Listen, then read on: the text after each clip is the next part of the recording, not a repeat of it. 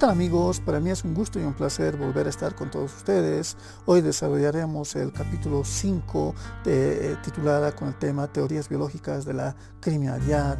Estas teorías biológicas de la criminalidad parten de los estudios de Charles Darwin, de César Lombroso. Hay mucha gente que se ha creído las teorías y todo el mensaje que decía César Lombroso, y hay personas que han empezado a decir, para entender por qué una persona delinque, se debe estudiar a la persona, al infractor, al delincuente, estudiar los factores biológicos, fisiológicos, su organismo, sus genes, sus hormonas, estudiar el ADN. Y la criminología se empezó a preguntar si existe realmente el gen de la criminalidad, si hay personas que han nacido siempre para llegar a cometer hechos delictivos, si existe ese gen de la criminalidad y si este gen puede ser alterada para alterar el comportamiento de una persona en su beneficio o en su perjuicio, si existen familias criminales, si la criminalidad puede heredarse de una generación a otra generación. La criminología ha tratado de entender hasta qué punto pueden alterar estos cambios fisiológicos, estos cambios del organismo para alterar el comportamiento de una persona para que llegue a cometer hechos delictivos. La criminología ha tratado de entender esto durante muchas décadas y ha estudiado esto durante muchas décadas, pero hasta el momento no existe pues una certeza clara hasta qué punto pueden influir estos cambios biológicos para que una persona llegue a cometer un hecho delictivo. Hay muchos que dicen que estas teorías ya no se debe estudiar en la criminología, pero yo considero que todavía sí se debe estudiar estas teorías, porque los criminólogos somos una especie de médicos que diagnostican, pronostican y buscan el mejor tratamiento para reinsertar a una persona a la sociedad. Por favor, les pido que me acompañen con este tema. Gracias. Capítulo 5, teorías biológicas de la criminalidad. Las teorías biológicas de la criminalidad parten pues de los estudios, estas teorías parten de los estudios de César Lombroso Leví con el Tratado Experimental Antropológico del Hombre Delincuente, que ha impactado en Europa, y hay mucha gente que se ha creído esta teoría, y esto también parte, claro, de los estudios de Charles Darwin, de la teoría de la selección natural de las especies. Las teorías biológicas de la criminalidad tratan de entender la pregunta del millón que se hace la criminología: ¿por qué en un cuerpo social existen personas que llegan a cometer delitos? ¿Por qué una persona decide cometer el hecho delictivo? No es solo estudiar el delito no es una cosa con patitas que se mueve por ahí y por allá, es una persona quien llega a cometer el hecho delictivo. No se puede entender el delito sin el delincuente, no se puede entender una obra sin el autor. Lo más importante, pues dice, es primero mirar a la persona que llega a delinquir, saber por qué esta persona ha llegado a cometer un hecho delictivo. Tenemos que estudiar primero los factores biológicos, fisiológicos, la fisiología, es decir, cómo funciona su organismo, sus genes, sus hormonas, y se ha empezado es decir, cómo funciona su ADN, y de repente la criminología se ha empezado a preguntar esta pregunta: si existe el gen de la criminalidad, si la criminalidad se puede heredar de una generación a otra generación. La criminología se ha empezado a preguntar esto durante muchas décadas, durante muchos siglos. Ha empezado a decir si realmente se puede, si este gen influye para que una persona decida cometer un hecho delictivo, y si este gen de la criminalidad se puede alterar en perjuicio o en beneficio de una persona para alterar ese comportamiento humano. Y de repente se ha empezado a preguntar si existen familias criminales, si la criminalidad se puede heredar. La criminología durante mucho tiempo ha tratado de entender si realmente pues estos cambios pueden influir en el organismo para alterar el comportamiento humano, para que una persona decida cometer un hecho delictivo. Hasta qué punto pueden influir estos cambios en el organismo para alterar la conducta de un sujeto para que llegue a cometer un hecho delictivo. Hasta el momento no existe una certeza clara hasta qué punto pueden influir estos cambios biológicos para que una persona decida cometer un hecho delictivo. Estas teorías parten de que la criminalidad parte de una falla orgánica del ser humano. Si encontramos esa falla orgánica, podemos curar a la persona y podemos prevenir la delincuencia futura. Y estas teorías dan un poco de miedo, y hay que tener mucho cuidado con las investigaciones criminológicas, porque se puede criminalizar a gente inocente, como lo veremos en los siguientes diapositivas. Bueno, como vemos, las teorías biológicas de la criminalidad partían de una falla orgánica. Para que una persona delinca decían pues que tenía una falla orgánica y por eso empezaba a cometer hechos delictivos. Entonces decían que existe el gen de la criminalidad, que una persona ha nacido para cometer hechos delictivos, y yo no creo esto, porque Dios nos ha dado la opción de poder cambiar y poder mejorar. Si éramos esto, podemos ser ahora esto. Yo no conozco un delincuente que delinca toda la vida. Todas las personas podemos cambiar, y un claro ejemplo es Eugenio Vidó, que lo veremos a continuación. Bueno, ahora vamos a ver a un personaje reconocido en el campo de la criminalística, como en la criminología, es Eugenio Francis Vidocq. Él es francés, a él se le atribuye una multitud de avances en el campo de la investigación criminal. Eugenio Vidocq es francés, nace en Arras en 1775, viene de una familia humilde, sus padres eran panaderos. Ya este pequeño Eugenio Vidocq era hiperactivo, una persona muy curiosa, y pues era desde muy niño muy hiperactivo, una persona que se metía en muchos problemas, y decimos que el periodo de la niñez a la vida adulta es muy complicado. Hay niños que ya quieren tener dinero, ya quieren consumir bebidas alcohólicas, quieren disfrutar de su vida sexual apresuradamente, no viven la edad que tienen, y eso se lo ve en la adolescencia de Vidocq. Ya se cree que a los 14 años Eugenio Vidocq robó a sus propios padres de la panadería 2.000 francos con el sueño de irse a América a gastar ese dinero. Y decimos en su adolescencia Vidocq era una persona, para mí, ansiosa, obsesionada por las cosas que los demás tenían. Él quería tener dinero, quería tener cosas materiales que sus padres no podían darle, y la única forma que él encuentra es el medio más fácil, que era robarles. Y no era la primera vez, incluso se dice que había fingido su autosecuestro y que los padres habían pagado su secuestro.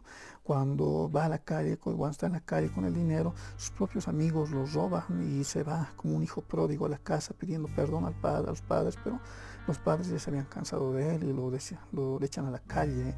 A sus 14 años Vidocq ya vivía en la calle, ya tenía malas amistades, pero yo creo que quería cambiar. Ya un poco más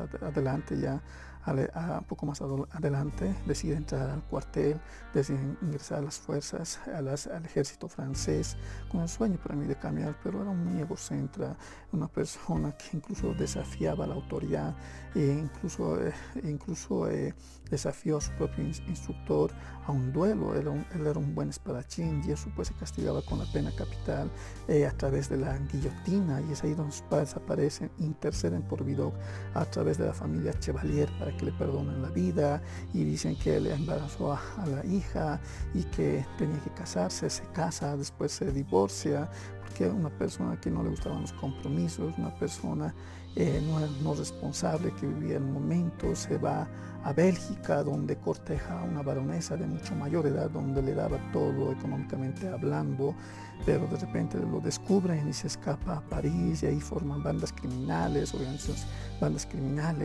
se conoce como organizaciones criminales. Él en París empieza a gastar todo el dinero que tiene, empieza a dedicarse a la delincuencia. Era un estafador, era un contrabandista. Se cree que era perteneciente a una tripulación de corsarios. También era hábil para el disfraz, se podía disfrazar de policía, de marinero, de pordiosero, incluso de una mujer, de una monja. Y decimos, ¿no?, que cuando uno es joven, cuando tiene dinero, tiene malas amistades, son combinaciones fatales, porque el dinero él se lo gastaba en fiestas, en alcohol, en bebidas, en mujeres, en prostitutas. Él vivía el momento, nunca pensaba en el pasado. Él se escapaba de esa realidad, y pues se dedicaba a las bebidas alcohólicas, a estar con las mujeres, a gastar el dinero y a vivir ese momento. Y hay un momento que Vidocq, yo creo que eso le aburre en un momento, se cansa, y era reconocido en 1800 como un gran delincuente que era capturado y después se escapaba de cualquier prisión. Pero hay un momento, yo creo, que una persona llega a cambiar en su vida. Hay un momento que decide cambiar Vidocq, y a sus 34 años da un giro de 180 grados. En la cárcel de Dulop, 3 presos matan a un interno y lo culpan a Vidocq. Y Vidocq, al salir, empieza a buscar a los 3 internos que lo habían acusado falsamente, y mata a 2, y cuando está por matar al tercero, lo detienen en Lyon y lo llevan a la comisaría de París frente al comisario general Dubois, y en ahí Vidocq le dice: quiero cambiar, quiero ayudar a la policía. Y Dubois se ríe, no es el primer preso que me dice esto. Y Dubois le dice: mira, ahorita me van a llevar dos guardias forzudos, 2 guardias me van a poner grilletes y me van a llevar a la prisión. Dice: si logro escapar y volver, esa será una señal de mi buena fe, y si vuelvo, quiero que me aceptes trabajar en la policía. Y Dulop lo piensa y dice: claro, lo acepta. Y menos de un cuarto de hora Vidocq escapa y vuelve ante el comisario, y Dulov tiene que aceptarlo, ¿no? Y es ahí donde Eugenio Vidocq ingresa a la policía, lo ponen como infiltrado en las prisiones, donde empezaba a delatar a los amigos, los escondites, el modus operandi, quienes podían haber cometido ese tipo de delitos, y era un informante, vendía a sus propios compañeros, y después de unos meses planean su fuga para que Vidocq pueda trabajar como informador fuera de la prisión. Ya en 1811 surge, él propone que haya una unidad especial, una brigada de seguridad que tenga la policía, que posteriormente se volvió el Surete Nacional, que era la seguridad nacional del Estado. El mismo Napoleón pone a Vidocq como director del Surete de la seguridad nacional del Estado. Vidocq trabaja como investigador, con un equipo de 12 investigadores, 2 detectives, que la mayoría eran exdelincuentes o criminales reconocidos en ese tiempo, porque él siempre decía que para ser un buen investigador criminal hay que ser en potencia un buen criminal. Ya en 1813 la delincuencia baja un 40% en Francia. En 1817 llega a prender a más de 811 presuntos delincuentes sospechosos. Trabaja en la policía francesa hasta 1827, y ya un poco mayor, ya adulto mayor, a 1833 funda su propia agencia de detectives privados en Francia y va esclareciendo ciertos casos que la policía francesa no ha podido esclarecer. Había una rivalidad, no era mal vista por la policía de esa agencia de detectives, pero él al final se atreve a formar su propia agencia privada de detectives. A Eugenio Vidocq se le debe muchos avances en la investigación criminal. Todo esto se plasma en su obra Memorias de Vidocq de 1828, con más de 496 páginas, donde se recopila toda la vida y la experiencia vivida de Eugenio Vidocq, una persona con mucha experiencia, que no es tanto teórico, sino el aprende de la experiencia vivida. Y por eso él decía, para ser un buen investigador uno tiene que ser en potencia un criminal. Eugenio Vidocq planteaba eso, ¿no? Para ser un buen investigador criminal hay que ser en potencia un buen criminal. Él se debe muchos avances en el campo de la investigación criminal, en el campo de la criminalística. Él fue el primero en utilizar el levantamiento de huellas de calzado en la escena del crimen, en el lugar de los hechos. Él utilizaba el yeso, utilizaba el yeso para las impresiones de los calzados. Ha proporcionado mayor seguridad en los documentos. Empezó a utilizar la tinta indeleble, el papel inalterable, para que resista el agua y el tiempo, y esto puede ser utilizado en cheques, en pagarés, y empieza a aumentar la seguridad en los documentos. Empieza a implementar registros de delincuentes, empieza a hacer muchas cosas en ese tiempo. Esclarece ciertos delitos que la policía en ese tiempo no lo podía hacer por sí sola. En 1831 esclarece un delito de un robo en una tienda, en la cual habían forzado la puerta de tal manera que eso lo hubiera hecho una persona experta, y la policía no sabe quién es. Y Vidocq mira la puerta y se da cuenta inmediato quién era el autor. Dice, es una persona que está ahorita en la cárcel, y la policía ve y le dice, no, esa persona ha salido una semana antes, y empieza a esclarecer los delitos porque él conocía las especialidades de los delincuentes, e incluso a identificar por esas especialidades a los delincuentes. Esclarece un asesinato de la condesa Isabel de Arcy, que había muerto por un disparo en la cabeza, y se cree que era el esposo. La condesa Isabel era mucho más joven que el conde de Arcy, y lo culpan al esposo, que él había matado porque sabía que la mujer estaba esperando a su amante en la forma de vestir, y que el esposo lo había matado por celos, y Vidocq dice, eso es mentira. El esposo no puede ser el que lo ha matado, porque no tiene el perfil de un asesino. Y segundo, el disparo, el proyectil que ha impactado, el arma no es el mismo que se ha utilizado para matar, no es el mismo, no coinciden el orificio de ingreso, las dimensiones no corresponden pues al proyectil o al arma que ha provocado la muerte. Y después se dan cuenta que era el asesino, era el propio amante, y empieza a esclarecer este tipo de casos. Incluso en su jubilación hay un caso que la policía francesa no puede esclarecer, y lo llaman a Vidocq a sus 80 años, todo chacoso, y le dicen, en la fábrica se ha perdido dinero y no sabemos quién de los empleados es, y empieza a revisar los informes, y al dueño le dice, yo te voy a decir mañana, en menos de 24 horas, yo te voy a decir mañana quién es el delincuente, quién te ha robado, y le dice, hazme formar a todos en una sola fila y yo te voy a decir quién ha robado el dinero.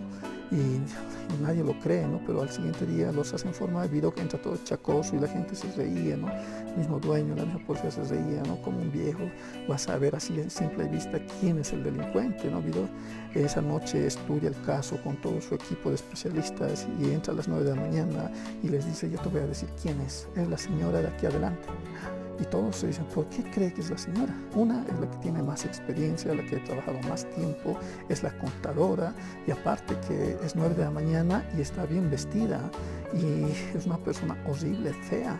¿Y cómo puede estar bien vestida? Y dice, la única razón es que ella tiene su amante, y como no puedes detenerlo con su belleza, lo que hace es darle todo lo que ella tiene, y para eso ha tenido que robar para mantener a su amante.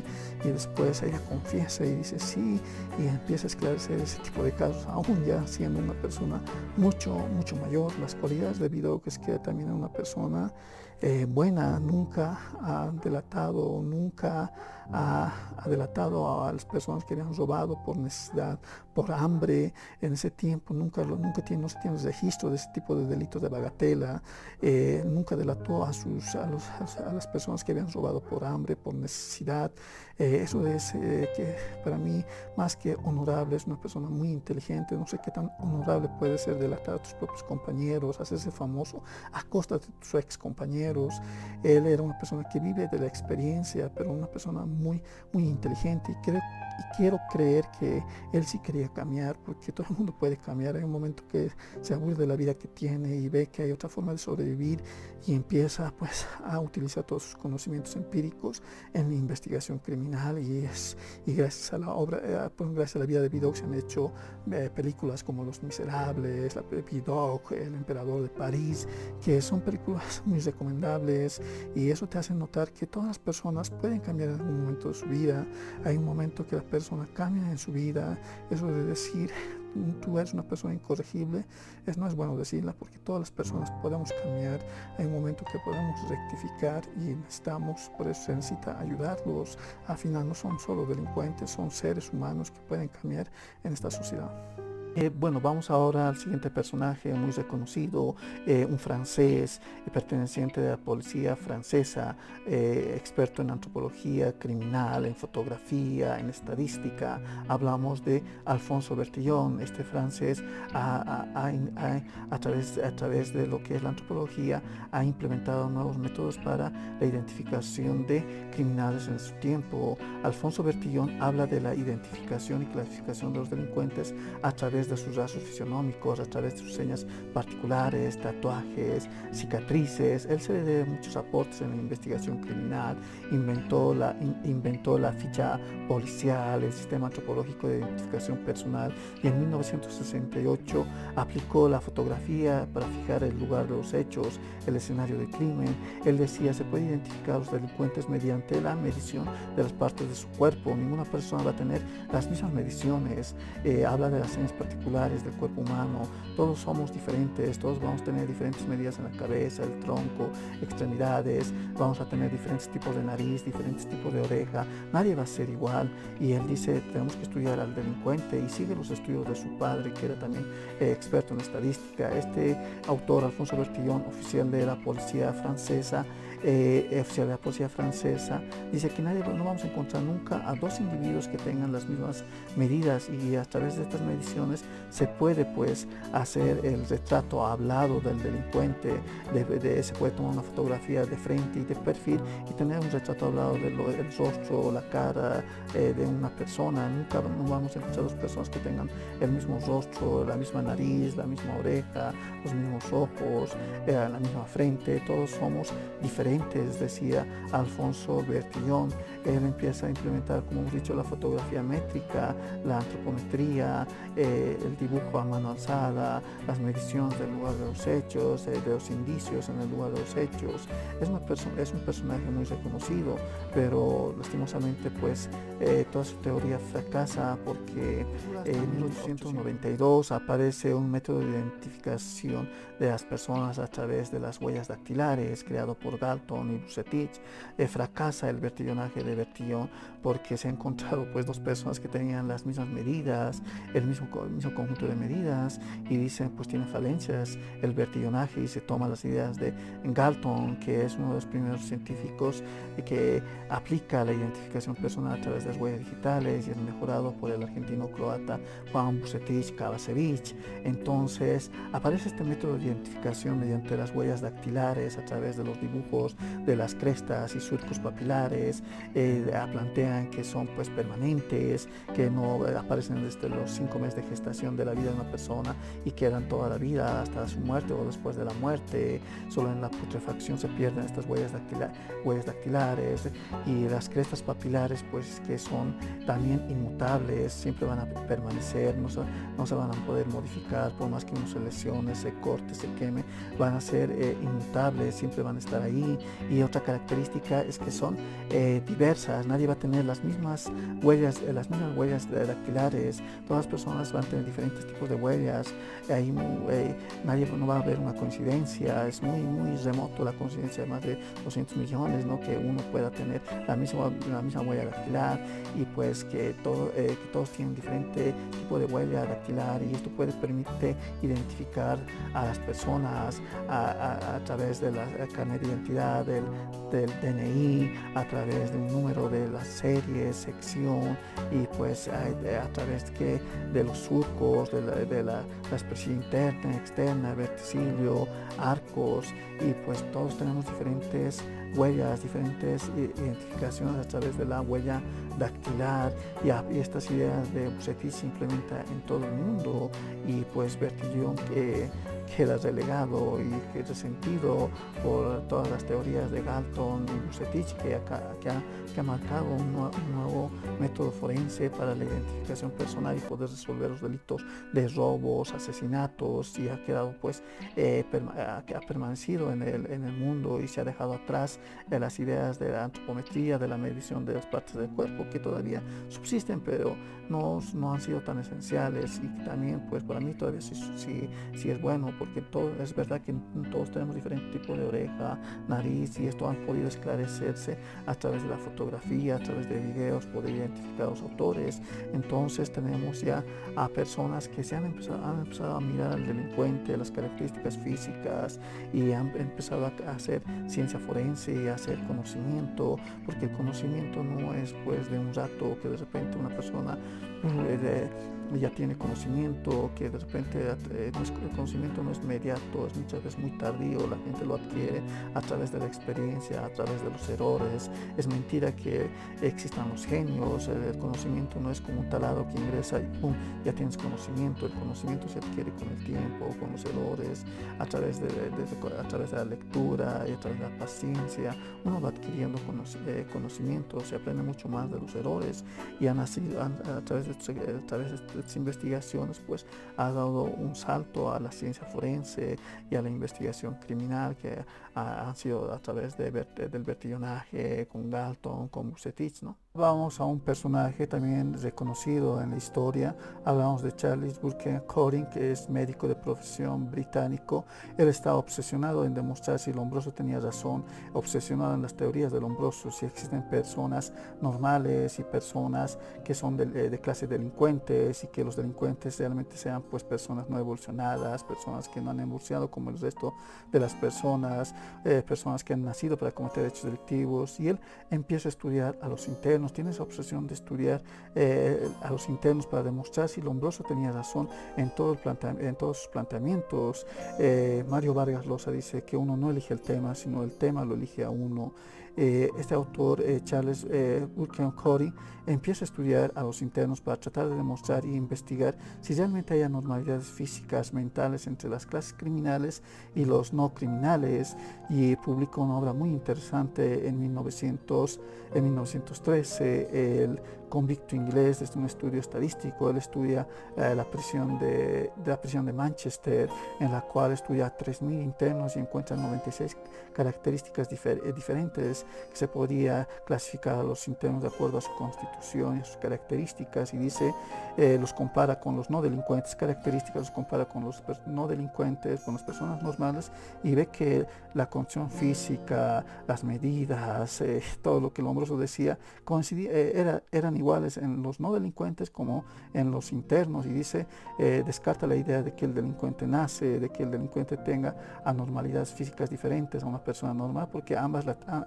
tenían sus defectos físicos. No había una persona perfecta, no había una persona descarta toda la idea de Lombroso que el criminal sea una persona no evolucionada, y dice, todas las personas tenemos las mismas características físicas. Es mentira lo que Lombroso decía, pero algo que sí me preocupa, lo que dice en sus estudios, en las conclusiones, dice, sí se pueden encontrar dos características entre los internos que son muy notorios. Una, hay un deterioro físico de acuerdo a la estatura y al peso.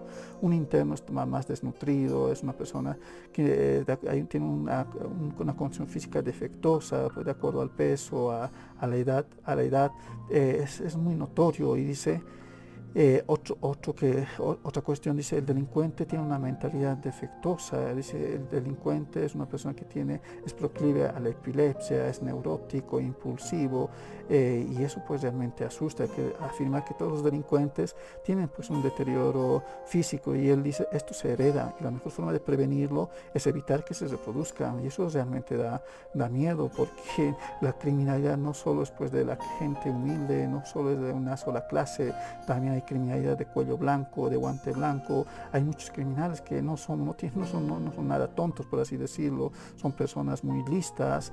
¿Cuántos cuántos funcionarios corruptos existen y cuántos se han hecho pescar? ¿Cuántos políticos corruptos existen y cuántos están en la cárcel? No todos los delincuentes son pues tienen esa mentalidad débil que Charles Bunham decía. Hay delincuentes muy listos y que muy difícilmente se hacen pescar por el delito, y pues muy difícilmente llegan pues a manos de la justicia. Entonces, en el convicto inglés, de este estudio estadístico que lo publiqué en 1913, ahí demuestra toda la investigación que ha realizado en la prisión de Manchester con los 3.000 internos. Es una persona que ha demostrado que Lombroso no tenía razón, ¿no? Pero esta parte, esas afirmaciones, como les dije, eso realmente asusta. Entonces, en este libro recopila y analiza a los 3.000 convictos ingleses en la prisión de Manchester, y encuentra 96 rasgos comunes en todos los internos, y los compara con los no delincuentes, y se da cuenta que tienen las mismas condiciones físicas, y dice, no hay ninguna diferencia entre biológicamente hablando, entre un delincuente y un no delincuente. Tienen las mismas características físicas, pero los delincuentes tienen pues un deterioro físico que es visible, son más flacos, más flacos de acuerdo al peso, a la estatura, son más desnutridos. Hay un deterioro físico, mental, dice, y eso pues no creo, ¿no? Entonces no se encuentra ninguna diferencia sustancial sustanciales, ¿no? Entonces desacredita la idea de los delincuentes nacidos. Él dice, es mentira que un delincuente nace, todos tenemos la misma capacidad de delinquir, ¿no? Bueno, vamos ahora al siguiente personaje. Es Ernesto Albert Hunton, es americano, antropólogo, físico, sigue los estudios de Göring, y dice, Göring tenía razón, la criminalidad se puede atribuir a cierto tipo de personas, a ciertas razas, y él dice, el criminal es un ser orgánicamente inferior, física y mentalmente, y que esa criminalidad se puede heredar a los hijos, que la criminalidad es hereditaria, y él se centra pues en la anatomía de la raza negra.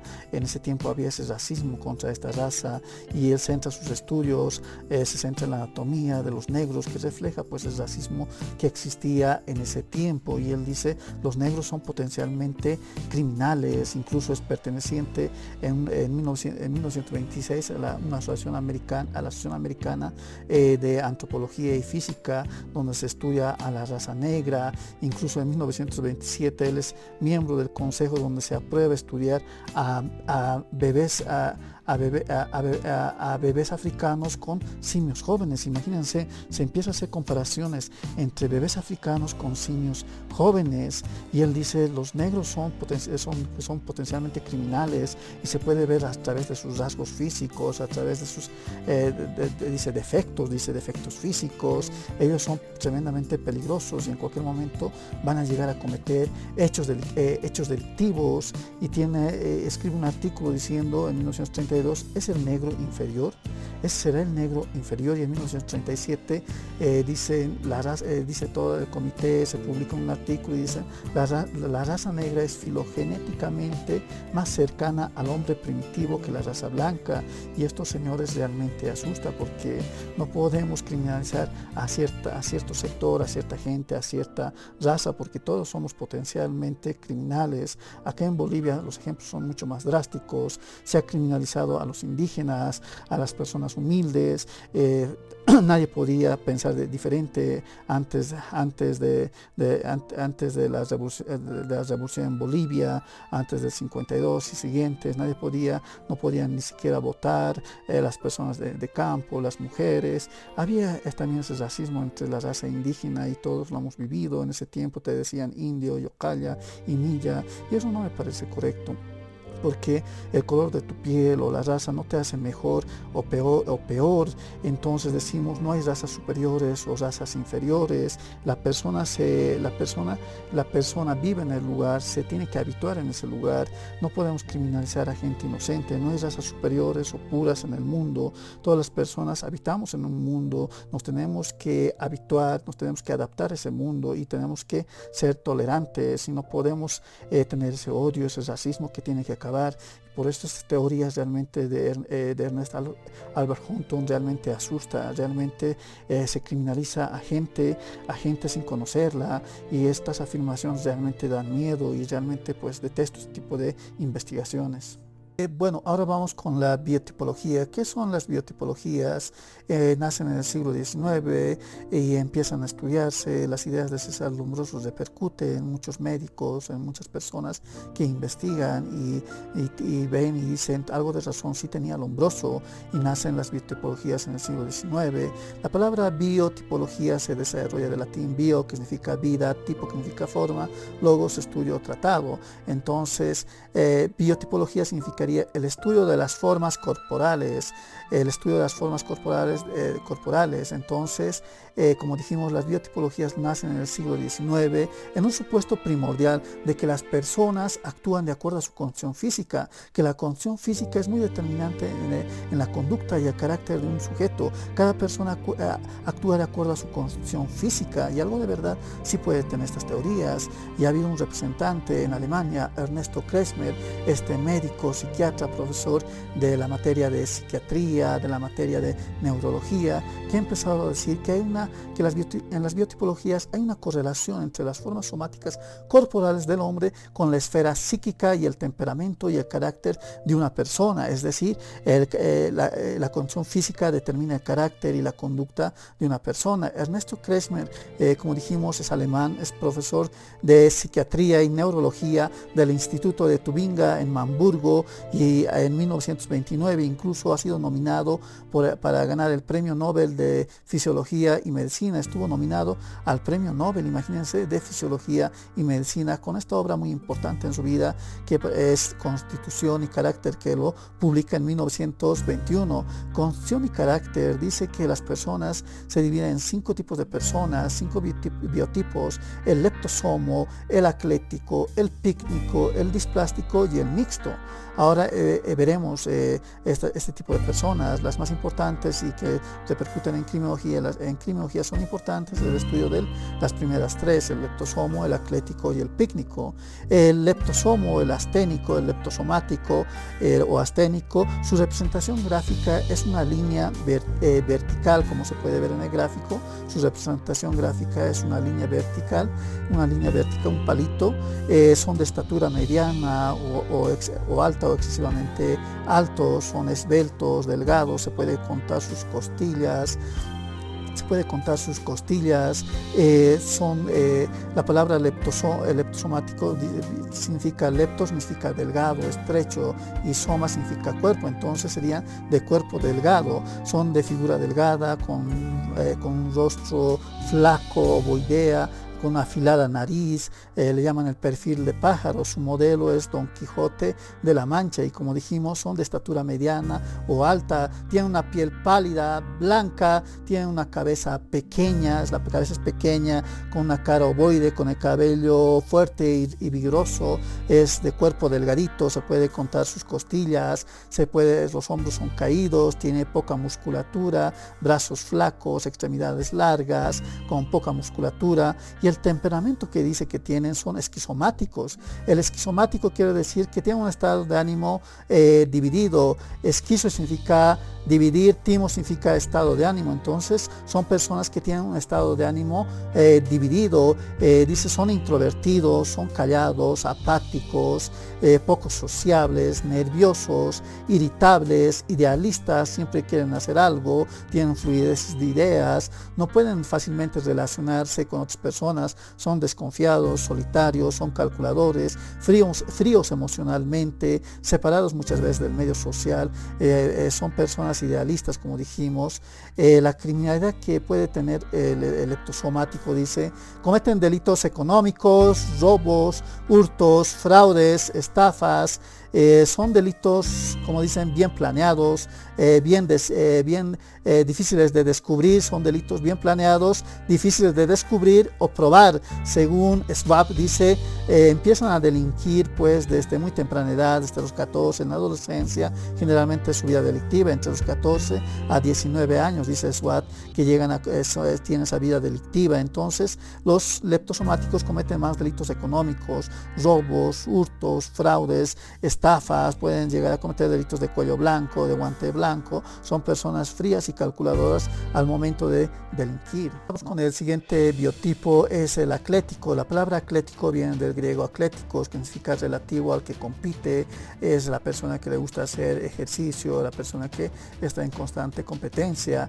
Entonces, la representación gráfica del aclético es un triángulo invertido, son de estatura mediana o alta o más baja, tienen un gran desarrollo del esqueleto, tienen una musculatura bien firme, tienen la cabeza grande, una cara alargada, un cuello alargado, tienen una caja torácica mucho más robusta, tienen la piel mucho más áspera, mucho más dura, tienen los hombros más anchos que el cuerpo, tienen una cintura delgada y los hombros más anchos, son personas fuertes, vigorosas, que hacen mucho ejercicio físico. Los atléticos tienen el temperamento, dice, son egocéntras, piensan siempre en ellas primero que en otras personas, son individualistas, vanidosos, petulantes, agresivos y nerviosos, son tremendamente impulsivos, dicen. Estas personas tienen un carácter o un temperamento, son personas inmaduras, son inestables, tienen una lentitud mental para pensar, actúan muchas veces sin pensar, pues dicen son tremendamente impulsivos.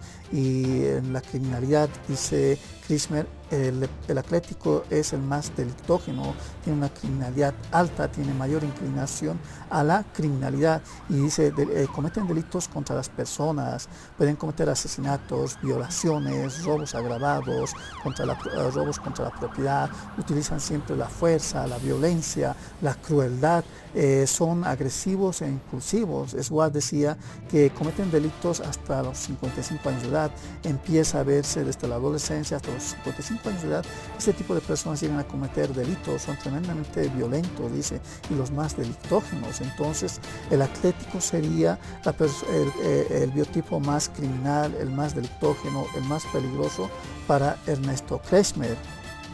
Después tenemos al pícnico. La palabra pícnico significa picno, significa ancho, grueso. Son personas bajitas o estatura media o bajas, son personas gorditas, el gordito bonachón, como le dicen, son personas anchas, de cabeza redonda, de cuello corto, propenso a la calvicie.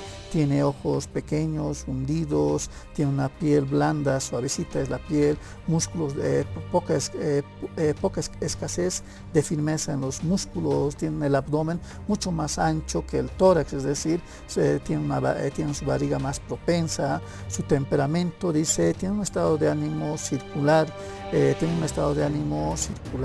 el pícnico cambia fácilmente, ¿no? de la alegría a la tristeza, cambian de estado de ánimo fácilmente, pasan de la tristeza a la alegría o a la inversa, son personas extrovertidas, son personas bromistas, juguetonas, alegres y otras veces están tristes, son sociables, son personas también dicen oportunistas, que mienten, que tienen un estado de ánimo circular, un rato están bien, otros ratos están mal, son manipuladoras, muchas veces mienten y no dicen la verdad o cómo se sienten. Su criminalidad, dice, son menos delictógenos. Dice Ernesto Klezmer, los pícnicos van a ser los menos delictógenos.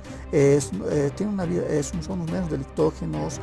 Por lo general no cometen delitos violentos como los atléticos.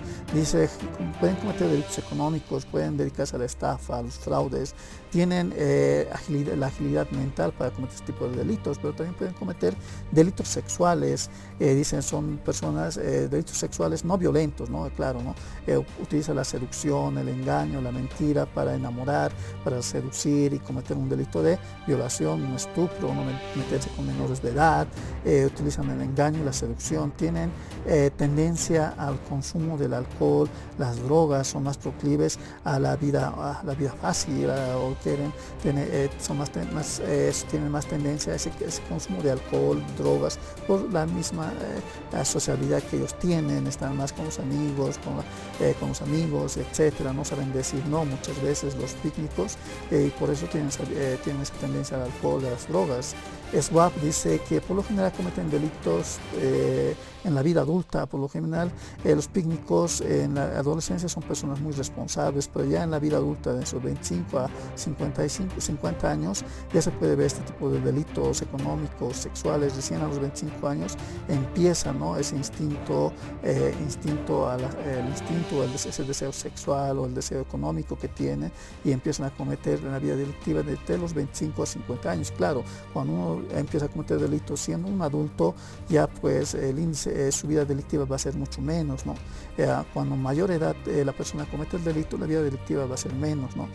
Por eso decimos, ¿no? El que consume desde muy joven alcohol, la vida alcohólica va a ser mucho más larga, pero cuando una persona madura ya consume alcohol, el consumo de alcohol va a ser menos, ¿no? Es lo mismo pasa acá, ¿no? Entonces dice Skinner, también podrían cometer delitos de asesinatos, homicidios, pero lo cometen pues bajo los celos, bajo un acto pasional, y pueden llegar incluso a suicidarse porque tienen un estado de ánimo muy inestable los pícnicos, ¿no? Entonces, esta es la clasificación de las biotopologías de Ernesto Klezmer, que las divide en leptosomáticos, en atléticos, en pícnicos. El leptosomático, su representación gráfica, una vara vertical; el atlético, un triángulo invertido; el pícnico, una esfera, un redondo. Y también están los displásticos. Los displásticos son biotipos exagerados, son sujetos que no encajan en los biotipos que mencionamos, tienen características biológicas como el gigantismo, la obesidad, el infantilismo.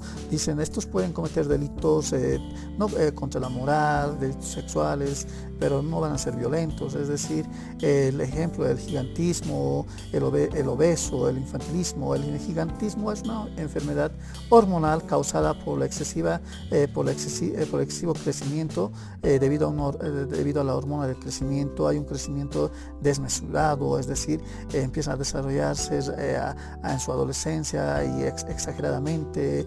Son personas excesivamente altas, con brazos largos, piernas largas, causada por la glándula de la hipófisis. Tienen una debilidad en la musculatura, en los huesos. Son personas que podrían no ser atractivos para otras personas y pues podrían cometer algún tipo de delito sexual, pero es muy raro. También estarían los obesos, el obeso enoide, que son los obesos que tienen dice que tienen escasa capacidad sexual por la misma obesidad exagerada que tiene, el obeso mórbido, etcétera, ¿no? También está el infantilismo. Es un problema que el infantilismo son personas que aparentan no tener, parecieran ser muchachos, niños, jóvenes, pero ya tienen una edad madura.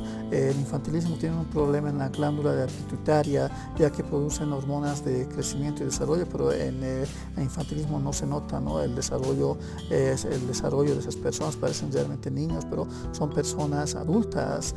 Y el otro tipo de biotipo, que aparte de los displásticos, están los mixtos. En los mixtos, dice, tienen rasgos conductuales y físicos compartidos. Es bien difícil no distinguir si es un leptosomático, es un atlético o es un pícnico, y su criminalidad también va a ser mixta. O sea, son personas mixtas, ¿no? Pues le dicen somos mixtos, no se sabe si son atléticos, pícnicos o leptosomáticos, y su criminalidad es muy variada, son difíciles de predecir, ¿no? Y pues estos también para mí deberían ser más peligrosos, porque nadie sabe pues cuándo una persona va a llegar a cometer un hecho delictivo. El siguiente personaje es William Herbert Shelton. Él es americano, es psicólogo, es médico psiquiatra, profesor en la Universidad de Harvard.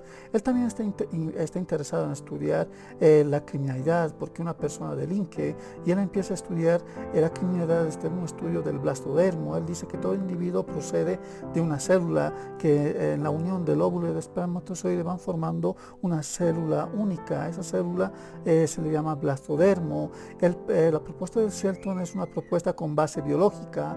Él dice que a medida que va creciendo el blastodermo se va distinguiendo tres capas.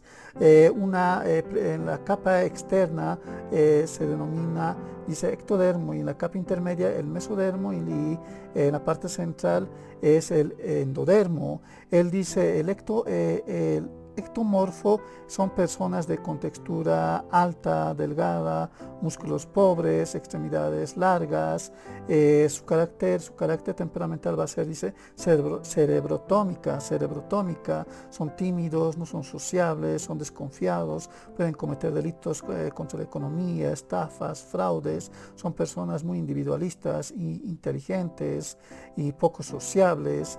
Tienen la piel, dicen, ¿no? Son altos, delgados, tienen una musculatura pobre, tienen una piel de cebolla, un cuerpo frágil, etcétera, ¿no? Ellos son de contextura siempre delgada, dice, y pueden ser de estatura mediana o altos. Y después dice después está el mesomorfo. El mesomorfo, dice, predomina la hoja embrionaria.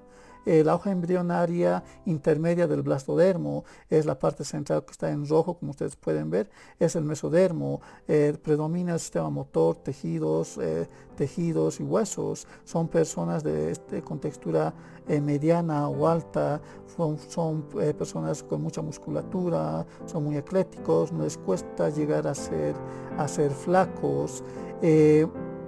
Ellos tienen un carácter, dice, somatotónico, tienen una actitud mucho más fuerte, son más impulsivos, más violentos, pueden llegar a cometer delitos de asesinato, violaciones, usando la fuerza.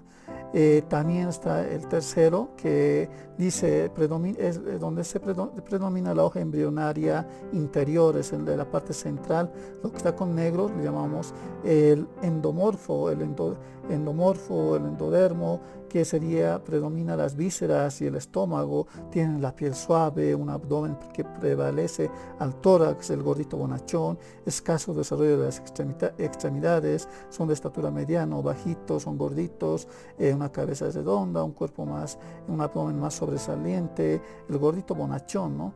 El ectomorfo tiene un carácter, dice, viscerotónico, son más sociables, amistosos, pueden fingir, son inesperados, son más sociables, alegres, pero también pueden fingir sus sentimientos. Son personas que pueden utilizar también, están en un estado triste, otros ratos están alegres, pueden cometer delitos de estafas como violaciones utilizando el engaño y la seducción, similar a lo que decía Ernesto Kretschmer. Pero para terminar ya este capítulo nos vamos a ir con la endocrinología.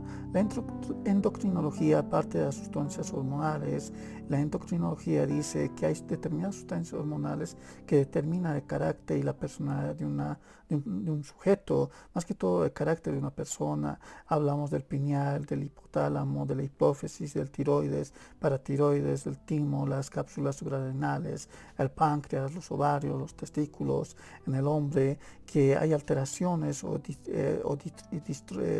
distrofias que ocurren en el momento del desarrollo de la persona, donde estas glándulas, sustancias hormonales, no se desarrollan o se desarrollan mal o se pierden o se atrofian con el desarrollo, y esto ocasionaría ciertos cambios en el individuo.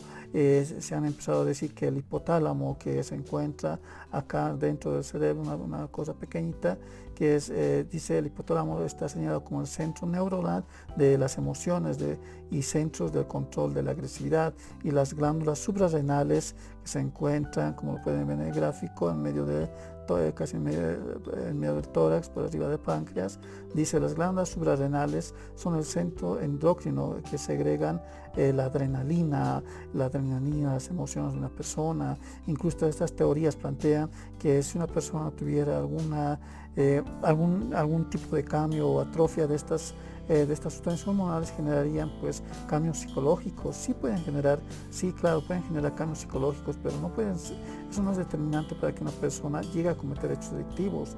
El ejemplo, que una mujer solo tenga un ovario, que un hombre solo haya nacido con un testículo o sin testículos, la monorquidia o la criptorquidia, eso sí va a generar cambios psicológicos en la adolescencia, inseguridad, miedo, pero no por eso pues no va a procrear. Dios ha sido tan sabio que nos ha dado 2 ojos, 2 manos, 2 piernas, aparatos genitales par, porque de manera que si uno falla el otro va a funcionar, y eso pues no genera puede generar alteraciones psicológicas, pero no es determinante para que una persona llegue a cometer hechos delictivos. Si hubiera alguna disfunción de estas glándulas, generaría ciertos cambios en el organismo, el crecimiento de algunas partes del cuerpo, el vello púbico, las manos, la cara, que engorde un poco más la cara, se desarrollen más ciertas partes del cuerpo, pero eso no es determinante para que una persona llegue a cometer hechos delictivos.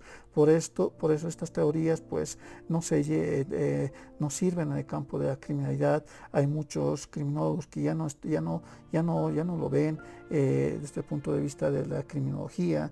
Esto está bien para la medicina y ver ciertas alteraciones físicas que pueden producir estas sustancias hormonales, pero no es determinante para que llegue a cometer un hecho delictivo una persona. Entonces la agresividad se moldea decimos, en el núcleo familiar, en la vida social, la convivencia. Se han hecho experimentos en algunos países. Un ejemplo, se ha comprobado que inyectando sustancias hormonales de la mujer al hombre puede frenar la agresividad, ¿no? Pero hacer este tipo de experimentos es pues no es ético, no se puede experimentar con personas.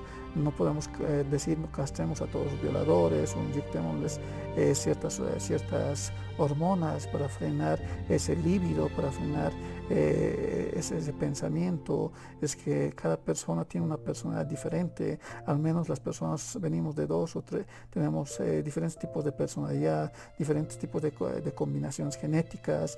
No se puede alterar y no se puede hacer experimento con los genes humanos. Muchas gracias por acompañarme en estos videos. Si te gustó este capítulo, por favor suscríbete al canal, deja tu like, tus comentarios y les pido que me sigan acompañando en próximos videos. Gracias, hasta luego.